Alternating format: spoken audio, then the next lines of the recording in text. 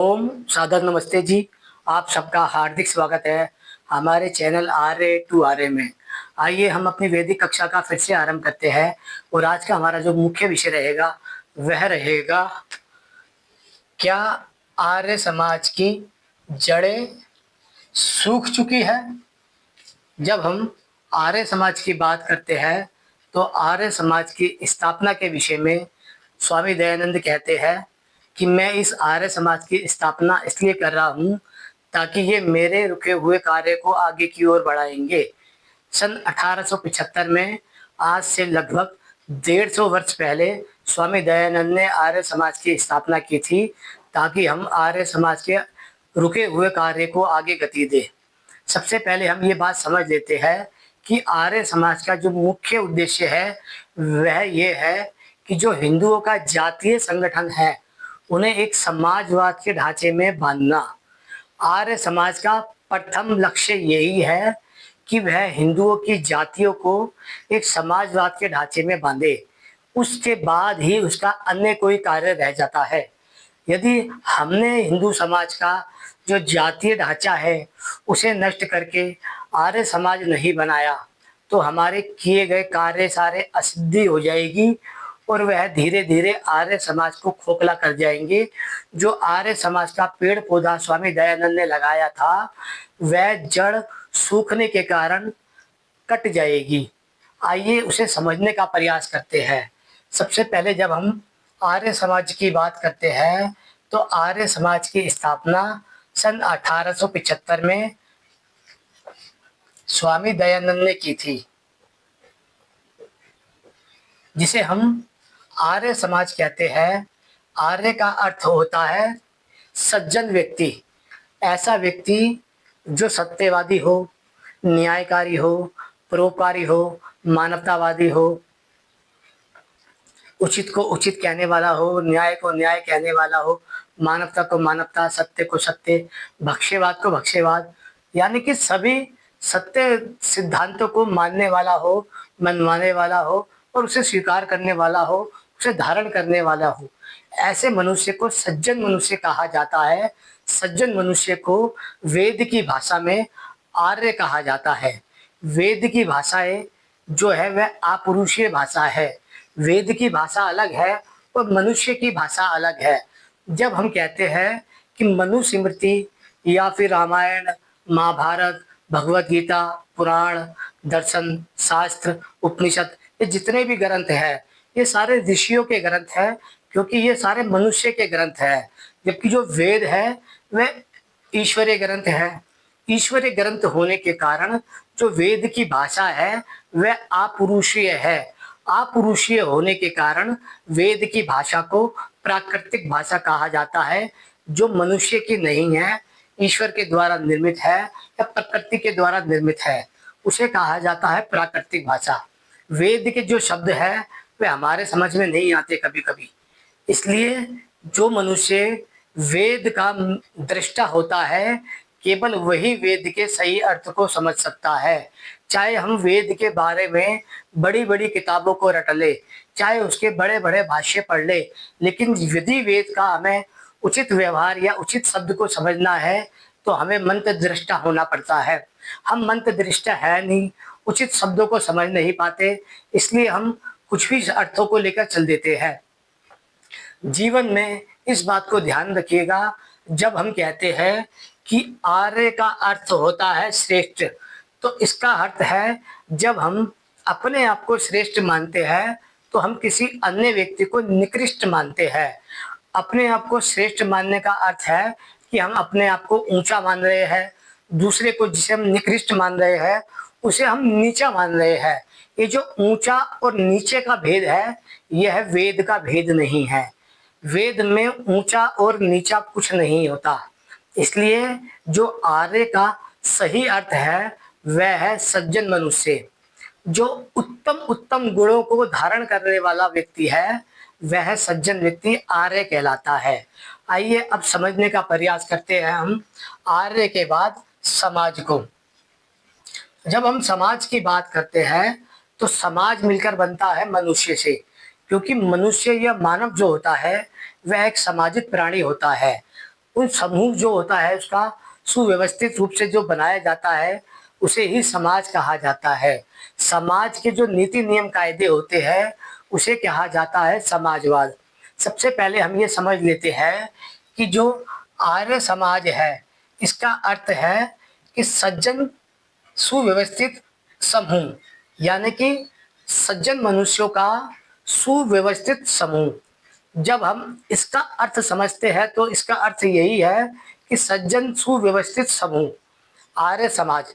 लेकिन जब हम इनके व्यवहार आदि देखते हैं, इनके गुण कर्म आदि देखते हैं, इनकी उपाधियां देखते हैं, इनके कार्य कुशल देखते हैं, तब हमें इनके अंदर कोई भेद दिखाई देता है। आइए उसे समझने का प्रयास करते हैं। समाज जो बनता है वह 7 प्रकार की चीजों को मिलकर बनता है। सबसे पहला है संबंध, दूसरा है समानता, तीसरा है समता, चौथा है साप्रेम, पांचवा है सम्मान, छठा है संस्कार और सातवां है सत्कार। इन सबको मिलाकर बनता है समाज। अब हमें ये विचार करना है, क्या आर्य समाज पिछले 1875 से, यानी कि अब से 150 वर्षों में क्या आर्य समाज समाज बन पाया है? क्या हम आर्य को समाजी कहा जा सकता है? आइए समझने का प्रयास करते हैं। सबसे पहला सिद्धांत समझिए जिसे हम समाज कह रहे हैं। समाज का सबसे पहला सिद्धांत है इनका आपसी संबंध होना। अर्थात जो आर्य है उनका आपसी में पारिवारिक संबंध होना, जिसे हम कहते हैं रोटी बेटी का संबंध होना। आर्य समाज में बहुत सारे कार्यकर्ता है, बहुत सारे सदस्य हैं जो वर्तमान में अलग अलग पदों के कार्य कर रहे हैं, जिन्हें हम आर्य पदाधिकारी कहते हैं, आर्य प्रधान कहते हैं, आर्य उप प्रधान कहते हैं, आर्य भजन उपदेशक कहते हैं, आर्य वैदिक उपदेशक कहते हैं, आर्य आचार्य कहते हैं, आर्य प्रचारक कहते हैं, आर्य कार्यकर्ता कहते हैं, आर्य सदस्य कहते हैं, आर्य सामान्य कहते हैं, या अन्य प्रकार से ये जितने लोग भी हैं इन सबको मिलाकर बनता है आर्य समाज। यदि हम इनकी 12 प्रकार की कैटेगरी मान ले तो हमें ये समझ आता है कि जो आर्य समाज है जिसे हम कह रहे हैं कि स्वामी दयानंद ने सन 1875 में आर्य समाज की स्थापना की थी। तो हमें ये समझना पड़ेगा सबसे पहले कि 1875 से लेके वर्तमान के 2026 तक इन 150 वर्षों के अंदर क्या आर्य समाज ने अपने संबंध, आपसी संबंध को पानी पिलाया है? जड़ रूपी आर्य समाज जो है, जिसे हम आर्य समाज कह रहे हैं, उसकी जो शाखाएं हैं, पत्ते हैं, तने हैं, सब चीज में मजबूती है, लेकिन क्या उसकी जो जड़ें हैं जिसे हम पारिवारिक संबंध कहते हैं, क्या उसके अंदर हमने पानी डाला है? उसे समझने का प्रयास करते हैं। जब हम आर्य समाज के संबंधों की बात करते हैं तो हमें यह समझ में आता है कि पिछले 150 वर्षों में से 100 वर्षों के भीतर भीतर, यानी कि आज से लगभग 1926 से लेके 2026 तक आर्य समाजियों ने आपसी रोटी बेटी का संबंध, आपसी पारिवारिक संबंध स्थापित नहीं किया। अर्थात 1%, 2% या 3% इसको स्थापित करना नहीं कहा जा सकता। यदि 97% स्थापित है और 1 या 2 या 3% स्थापित नहीं है तो उसे स्थापित माना जाता है। लेकिन यदि 1%, 2% या 3% आर्य व्यक्ति आर्यों से विवाह कर रहे हैं तो उसे आर्य समाज का पारिवारिक संबंध नहीं माना जा सकता। सबसे पहले ये बात समझ लीजिए कि आर्य समाज में जितने भी अधिकांश रूप में पदाधिकारी है, आर्य प्रधान है, आर्य उप प्रधान है, आर्य भजन उपदेशक है, आर्य प्रचारक है, आर्य कार्यकर्ता है, आर्य वैदिक उपदेशक है, आर्य पुरोहित है, आर्य ऋत्विक है, आर्य आचार्य है, आर्य सदस्य है, आर्य कार्यकर्ता है या आर्य सामान्य है, इन सब ने समाज की जो नींव होती है, जिसे हम जड़ कहते हैं, जिसे हम कहते हैं आपसी पारिवारिक संबंध, इसको पानी नहीं दिया, जिसके कारण आर्य समाज की जड़ें सूख चुकी है। हम ये कह सकते हैं आज का जो आर्य समाज है उसकी जो स्थिति आज हो चुकी है वह संबंध के कारण खराब हो चुकी है। यहाँ पर एक आर्य का दूसरे आर्य पर भरोसा कम है। एक आर्य व्यक्ति दूसरे आर्य व्यक्ति से द्वेष कर रहा है। इसका कारण यही है कि यहाँ पर इनका आपसी प्रेम भाव का संबंध स्थापित नहीं हो पाया। जो संबंध स्थापित होता है रोटी बेटी के संबंध से।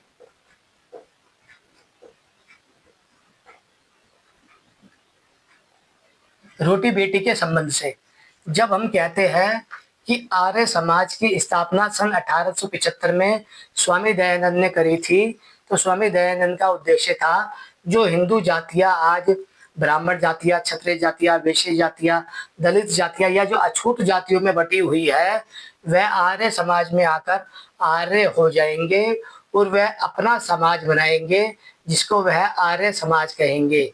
आर्य समाज के लिए पहला सिद्धांत था कि वह आपस में रोटी बेटी का संबंध करेंगे और जो जातीय बंधन वो तोड़कर आए हैं वह उसे उसी स्थान पर छोड़कर आएंगे, तभी वह आर्य हो पाएंगे। पहला सिद्धांत यहाँ पर रोटी बेटी का संबंध हम स्थापित नहीं कर पाए। जब हमने आर्य समाज में रोटी बेटी का संबंध स्थापित नहीं किया तो हर व्यक्ति का ये जो पहली जड़ थी, जड़ें हमारी सूख गई। उसके बाद आता है कि एक आर्य दूसरे आर्य व्यक्ति का समानता भाव, समता भाव, साप्रेम भाव, सम्मान, संस्कार और सत्कार करे। ये बात ठीक है कि आर्य समाज आपस में समानता का भाव रखते हैं, समता का भाव रखते हैं, साप्रेम का भाव रखते हैं, सत्कार का भाव रखते हैं, सम्मान का भाव रखते हैं और संस्कार का भाव रखते हैं, लेकिन वह रोटी बेटी का संबंध नहीं रखते। सबसे पहले इस बात को समझिए, जो समाज चाहे वह संसार का कोई भी समाज हो, यदि वह आपस में रोटी बेटी का संबंध नहीं रखता तो वह समाज कहलाता ही नहीं है। सीधा सा सिद्धांत है, जिस समाज के अंदर आपसी पारिवारिक संबंध नहीं होते हैं वह समाज नहीं कहलाता। वह केवल एक संगठन होता है, एक राजनीतिक संगठन कह सकते हैं, सामाजिक संगठन कह सकते हैं, धार्मिक संगठन कह सकते हैं, हम उसे समाज नहीं कह सकते। इसलिए जब हम कहते हैं क्या आर्य समाज की जड़ें सूख चुकी है, तो ये बात 100% सत्य है कि आज का वर्तमान का आर्य समाज लगभग सूखता जा रहा है। आर्य समाज का आपसी संबंध ना होने के कारण आर्यों में अब समानता का भाव नहीं रहा है, वहाँ पर समता का भाव नहीं रहा है, वहाँ पर आपसी प्रेम भाव नहीं रहा है, वहाँ पर आपसी सम्मान का भाव नहीं रहा है, वहाँ पर आपसी संस्कार का भाव नहीं रहा है, वहाँ पर आपसी सत्कार का भाव भी नहीं रहा है। यहाँ पर सभी मनुष्य एक दूसरे से अपने आप को विद्वान समझ रहे हैं, अर्थात वह ये मानते हैं कि सामने जो मनुष्य खड़ा है हम उससे विद्वान हैं, हम उससे ज्ञानी हैं और हम उससे ज़्यादा जानने वाले हैं। जब यहाँ पर इसका व्यवहार आता है तो ये आता है केवल और केवल पढ़े लिखे लोगों में, जबकि जो आर्य समाज में लोग हैं वह आज भी जो सामान्य आर्य व्यक्ति है वह लगभग 75 से 80 से 85% है। यदि 85% को निकाल दिया जाए जो सामान्य आर्य है, जिन्हें ना कोई पद चाहिए, ना प्रधान बनना है, ना मंत्री बनना है, ना उपदेशक बनना है, ना आचार्य बनना है, ना उपाचार्य बनना है, ना ही ऋत्विक बनना है, ना ही पुरोहित बनना है, ना ही प्रचारक बनना है, ऐसे 85% लोग हैं जो आर्य समाज में सामान्य रूप में जुड़े हुए हैं। यदि हमारे जो 15% लोग हैं जिन्हें लोग सुनते हैं, समझते हैं, यदि उन 15% लोगों ने इस बात का उपदेश दिया होता कि ये परम कर्तव्य है आर्य व्यक्तियों का कि आर्य व्यक्तियों का विवाह केवल और केवल आर्यों में होगा, यहाँ पर हम एक कानून बनाते हैं और ये कानून बनाया जाएगा आर्य सन्यासियों के द्वारा, क्योंकि जो आर्य सन्यासी है आज भी उनका उतना ही सम्मान है जितना ऋषियों के काल में होता था। इसलिए ये समझने वाली बात है, आर्य समाज की जो जड़ें सूख रही है अंतर जातीय विवाह ना करने के कारण, उसका कारण है इनका रोटी बेटी का संबंध ना बनाना। आर्य समाज की जो जड़ें सूख रही है इसको पानी देने का कार्य कर सकते हैं आर्य सन्यासी।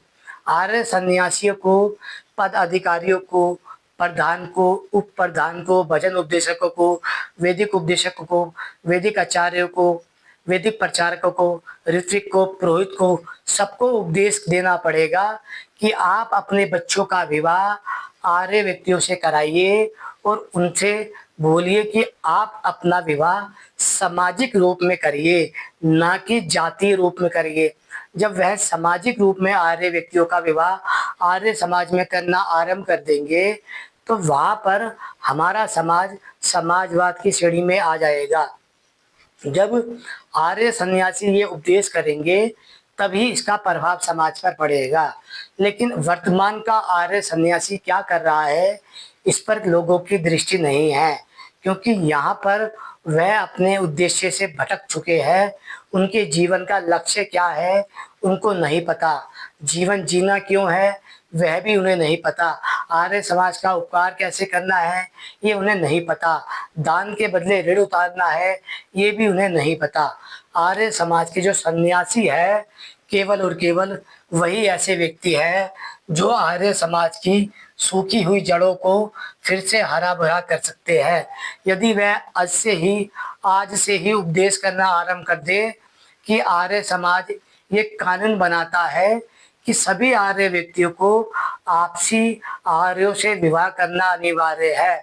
जो आर्य व्यक्ति अपने बेटों का विवाह, अपनी बच्चियों का विवाह, अपना विवाह, अपनी संतानों का विवाह आर्यों में होकर आर्यों से नहीं करता है उसे हम आर्य समाज से बाहर निकाल देंगे। जब ये कानून बनेगा आर्य समाज के अंदर कि यहाँ पर हम आपसी प्रेम भाव का संबंध, आपसी घर परिवार का संबंध और आपसी पारिवारिक संबंध स्थापित करने के लिए आर्यों का विवाह आर्यों में करेंगे। जिसे आर्यों का विवाह आर्यों में नहीं करना है वह आर्य समाज छोड़कर जा सकता है। एक छोटा सा कानून बनते ही वह सभी लोग जो जातिवादी है, पौराणिक है, भाजपाई है, संघी है, जातीय घृणा करते हैं, जातियों में बंधे रहना चाहते हैं, आर्य समाज को खोखला कर रहे हैं, आर्य समाज की जड़ों को सुखा रहे हैं, इसको दीमक की तरह चूस रहे हैं, वह सारे लोग या तो अंतरजातीय विवाह को स्वीकार कर लेंगे या फिर वह आर्य समाज छोड़कर चले जाएंगे। यदि 20-25% लोग भी आर्य समाज को छोड़कर चले जाते हैं तो बाकी 75% लोग भी आर्य समाज को समाजवाद बनाने में अपनी भूमिका निभाएंगे। 85% आर्य व्यक्ति सामान्य हैं जो किसी पद अधिकार पे नहीं है। 85% आज भी तैयार है, लेकिन वह 15% के कारण अपना विवाह नहीं कर रहे क्योंकि उनको ऊपर से कोई करता हुआ दिखाई नहीं देता। आशा करता हूँ विषय सरलता से समझ आ रहा होगा। आर्यों का सुव्यवस्थित समूह अर्थात आर्यों का समाजवाद, आर्यों का आर्यों में संबंध अर्थात रोटी बेटी का संबंध, पारिवारिक संबंध, इसको ही कहा जाता है कि यह समाजवाद की नींव है, यानी कि जड़ है। जब आर्यों का आर्यों में विवाह होगा तभी यहाँ पर संबंध बनेगा। जब आर्यों का आर्यों में सा प्रेम का भाव उत्पन्न हो जाएगा, जब आर्यों का आर्यों में समानता भाव उत्पन्न हो जाएगा, जब आर्यों का आर्यों में समता भाव उत्पन्न हो जाएगा, जब आर्यों का आर्यों में सम्मान भाव उत्पन्न हो जाएगा, जब आर्यों का आर्यों में संस्कार भाव उत्पन्न हो जाएगा, जब आर्यों का आर्यों में स्वतः ही सत्कार भाव भी उत्पन्न हो जाएगा। इसलिए हम ये कह सकते हैं कि आर्य समाज की जो जड़ सूख रही है उसको फिर से हरा भरा करने के लिए आर्य सन्यासियों को केवल और केवल 6 महीने तक ये लगातार प्रचार करना चाहिए कि हम अंतर जातीय विवाह का प्रचार करने निकले हैं। वेद का उपदेश बाद में करेंगे, धर्म ग्रंथ का उपदेश बाद में करेंगे, रामकृष्ण का उपदेश बाद में करेंगे, स्वामी दयानंद का उपदेश बाद में करेंगे, स्वामी सदानंद का उपदेश बाद में करेंगे, या अन्य महापुरुषों का उपदेश बाद में करेंगे। सबसे पहले हम इसकी जड़ें बचाएंगे।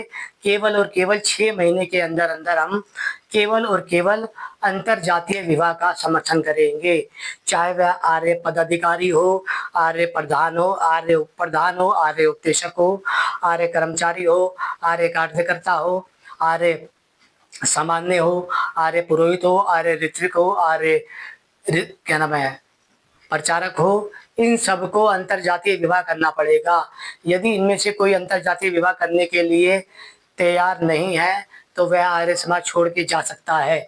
आर्य समाज छोड़ने के लिए हम आपका सादर अभिनंदन करते हैं, या फिर आप आर्य समाज में आके आर्यों से विवाह करें, अपने परिवार का, अपनी संतानों का, ताकि आर्य समाज की जो जड़ सूख रही है उसे हरा भरा फिर से किया जा सके।